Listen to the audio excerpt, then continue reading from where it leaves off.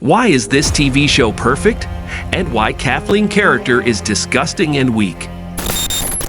And why episode 5 is the best episode for me. Complete the video to the end to know. We start the episode in a flashback about Henry and Sam, and see how Henry and Sam live and try to escape from Kathleen. Honestly, it is nice to know how Henry and Sam got to Joel. So far, all the flashbacks in The Last of Us are perfect. All the episodes had a beautiful flashback and revealed to us more secrets about the world of The Last of Us. And I hope that at the beginning of each episode, there will be a flashback to know more. And for me, the best flashback was about Indonesia in the second episode. What is the best flashback for you? Let me know in the comments so we can discuss why. I want to talk about the character of Kathleen, and why this character is disgusting, and why I didn't like her. First of all, a personality based on hatred towards Henry. There is nothing in character, prestige, or fear. I want you to compare Kathleen's character with Negan from The Walking Dead. I remember the first appearance of Negan. I couldn't sleep stomach about what he did. Who watched The Walking Dead will agree with me. Negan is a strong personality who has prestige and expects anything from him. But Kathleen's character is weak. Even the actress's acting was weak and did not reach me. I expect actress Melanie Lynskey is not suitable for such roles. Maybe some say that she will die in the end and is not a figure of this importance. Yes, I agree. But imagine with me if the right hand of Kathleen was the leader. He wanted to avenge Henry for his brother's death. The topic would have been much nicer. Now let's talk about the positive points in this episode. And why is this episode my favorite? But before starting, I hope you subscribe to the channel. We download about 4 videos a week about The Last of Us and review movies, series, and theories about One Piece. And a lot of these topics if you aren't interested. I hope you subscribe to the channel. We're getting a glimpse of how Fedra was taken over by some of the jailmates that were locked away for various crime and reasons that Fedra saw fit. But I was not expecting to see this much visceral violence, but that just goes to show you what happens when a bunch of criminals are set loose and overturn a city. I do want to mention, I'm kind of iffy on Kathleen. I like that they're trying to add new things. I'm always open to that. I'm not one that feels they have to stick exactly to what's happened in the games. But man, I just was not the biggest fan of Kathleen. But I guess that was also intentional part of the show. You're not really supposed to like her. She's killing innocent people. I think the show is doing a great job though of showing the differences in how far someone is willing to go for payback on the ones they love. I want to talk about the escape plan that Henry and Sam devised to get out of the city. Once Henry is able to finally explain to Joel that there is a way out of this city through these underground tunnels. And he's pretty sure there are no infected there, and Henry is like, look, I've never been violent towards anyone. I can't do this. I saw you in action, and I know how this city works. And so as a team, they're able to go underground to try to escape Kathleen and all the people that she's commanding here.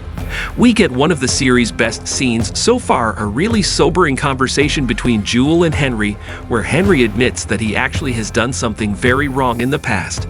And he explains that to save his brother Sam, he gave up Kathleen's brother, which got him killed, and he doesn't feel like he's a good man because of that. And he looks right at Joel, and he's able to tell that even though Ellie isn't his child, that Joel was a father at one point just by his demeanor and the way he acts around Ellie, that he's protective in a sort of silent way. It's very obvious that he's been a parent. Before, this is one of the best written and acted scenes in the show thus far. Pedro Pascal especially hardly saying anything and being amazing, as was Lamar Johnson as Henry. What's also so good in this episode is a relationship between Ellie and Sam. Getting to see her interacting with another young person and acting like a kid. And reading a comic book that they find in sort of like an underground school or daycare. But this episode just keeps getting better and better. Because once they get out of the tunnels, they are attacked by a sniper, some guy in a house. No one knows who he is, but he has really aim. So Joel decides to go around the block all the way up to that house to find this guy. He tries to convince the dude, please do not do this. But of course he does, and Joel kills him, and we soon realize that this guy was actually a lookout for Kathleen and all of her people who are on their way. And a true set piece begins with these giant trucks mowing down, cars, people shooting at Joel and Ellie, and Sam and Henry.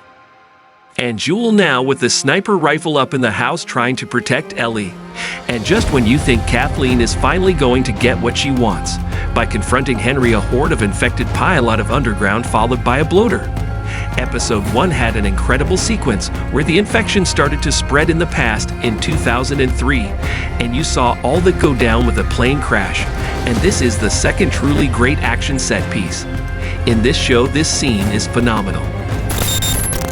When it came to Henry and Sam, I did enjoy the change of making Sam deaf and them having to communicate through sign language. I feel it just made their brother bond that much stronger. Even the conversation between Joel and Henry here about him being a collaborator with Fedra, and then Joel just being kind of pissed off with that because it'd be people like him that could get him arrested or dead back in his hometown. The underground school tunnels with the kid paintings on the wall. It's like a little dopamine hit for people who've played the games, and they're like, oh my god, I remember, you know.